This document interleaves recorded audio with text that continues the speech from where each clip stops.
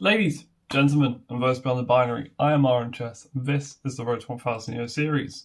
If you haven't watched this series before, I trained for a full week. This week I've trained openings, before playing 5 games at the end, choosing the best or arguably worst one to analyse with you guys at home.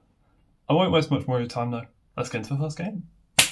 Hello, welcome to game 5 of 5 of this week. As a good context, I lost the first 2 games and won the next 2 in quite grisly fashion. So this was kind of make or break of the week. I think it was at 6:05 by now. So whether I won or lost is kind of dependent on whether this is going to be a good or bad week. I got lucky because I got E4, E5.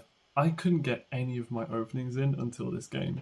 Elder's Defense couldn't really play any of my preps, same with the Vienna, because people kept playing the Sicilian or the Scandinavian. So finally I got to play the Vienna game. He responds with d6, which he responds with c4, bishop c4. Already I'm out of my prep. What I was expecting was probably either something like, maybe like this, or maybe something like this. I wasn't really expecting that, so already I don't really know. The computer wants me to take in this situation simply because it just kind of makes like the pawn structure a bit worse, and you got these double pawns in the center, a bit weakened around here. But I don't really want to trade off my bishop that early into the game, so I decided to defend and see what would happen. And already he made a bit of a blunder here. Elon Musk's love child made a bit of a kind of blunder here. I don't know if he just forgot, but I just have more tackers on this square than he does, and so I take. It wants me to take with the pawn, but I don't know. I think when I looked back at this, I think I saw these like doubled pawns, and I didn't really like the idea of it. So instead, I take with this. Takes. I take with the knight, and already the engine doesn't mind my position. It quite likes it. He kicks my knight out. I drop back. He develops, and I pin his knight, which was actually one of the better moves of the position, so I was happy with that. He goes to attack it, and I trade in this position because I saw this weakened structure and I didn't mind it. And again, the engine quite likes the idea of taking. Knight develops. He tries to do the same thing, developing. At this point, I didn't want to play a move like this, and the engine doesn't either all that much because I saw this and I didn't like these kind of like double pawns. Then again, they do get me like closer to defending the center, so it wouldn't have been the worst thing if I played it.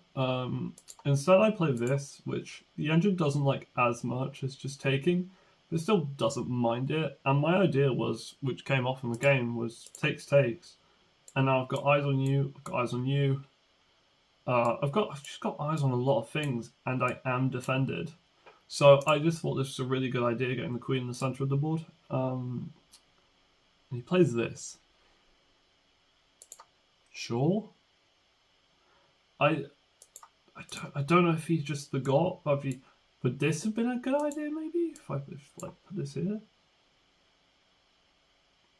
I mean, it's certainly better than what he played. Yeah, no, he defends his queen and just completely disregards the bishop.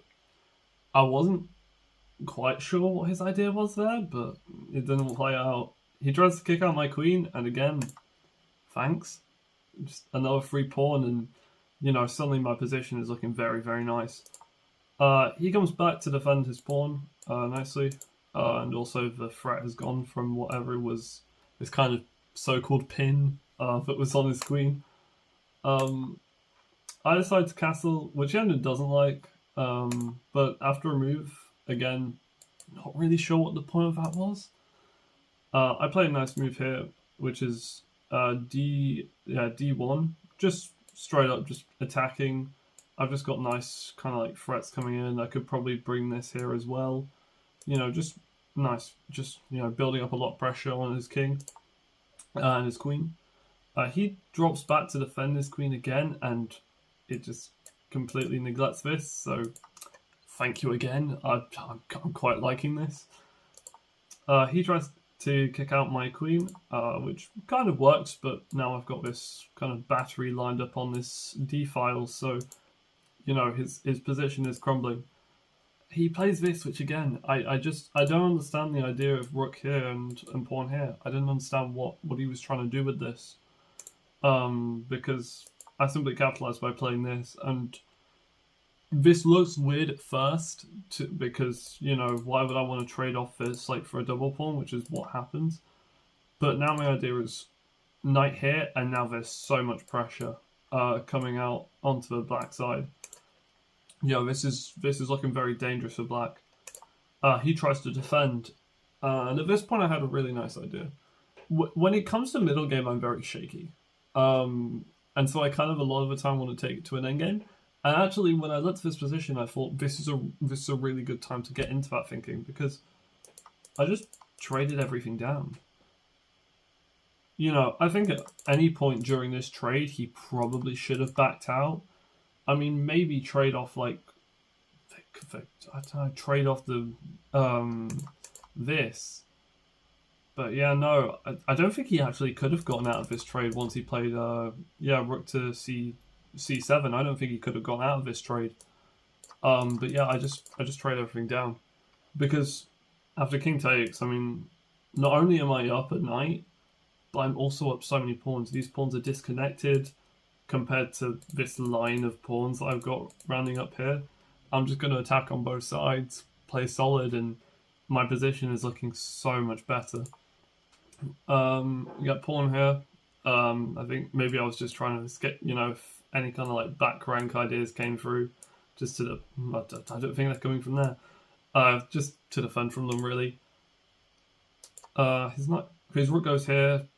I don't really know what he has left at this point. I'm in my pawn here.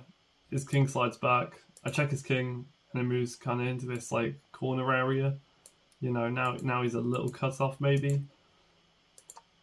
I play my pawn up, and I think my idea was just to go for a little trade here, so that if I do, I've got a pass pawn, and I'm just going to start running both.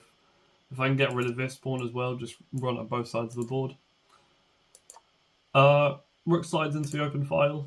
I play aggressive, maybe neglecting king safety slightly, but you know, I think I can let myself off. He attacks my b2 pawn, and I kind of say have it, because after takes, I take, and suddenly I've got a pass pawn through. So I really didn't mind, actually. And I technically have a pass pawn here, as long as I can keep this little guy defended. I just need to be careful maybe of defending this pawn, because if rook maybe slides here, probably playing something like this, just so that, you know, he doesn't start to have any counterplay. And then he plays this. Now the game might just be over. Call me silly, but the game might just be over. This has become an issue, actually, on this channel. With backwards knight moves, people just missing them. We had this last episode with the queen, and now we're having it with a rook. Not as bad, but still pretty bad, you know. Maybe that's something that 600s like me need to focus on. Takes, he moves his pawn up, the game's over by this point, and he resigns after the move. G2. Idea is that I've just blocked him off. He's got he can't get to this. I'm going to make a queen. Game set and done. Really good match for me. 0 mistakes, 0 blunders, 0 misses. That's not something you see from me every day. In fact, that's something you see from me no days. I don't think I've actually ever done that in a game before. So I think I've still got like 4 inaccuracies, but we ignore that for now. Really good game. Really good game for me, both on a confidence level, just because my first 2 games were so bad. I played so terribly. So to come back and actually get 2 really solid wins was really nice for me. The other 2, the 2 wins I actually had were really scrappy. Like, really, you know, I think I was like -3 in one of the games and came back. So these weren't solid wins. I think if that's something I need to focus on, it's definitely like middle game. My end game here wasn't bad. I think I had a good idea in the end game. But middle games, I think I had 92% accuracy in this game, 92% accuracy in the end game, 88 in the opening, something like 70 in the middle game. So I think middle game is something that I need to focus on going into next week. I'll continue working on my openings as well. But yeah, no, a really good week for me, actually. You know, a really good week. So yeah. See you in week 4.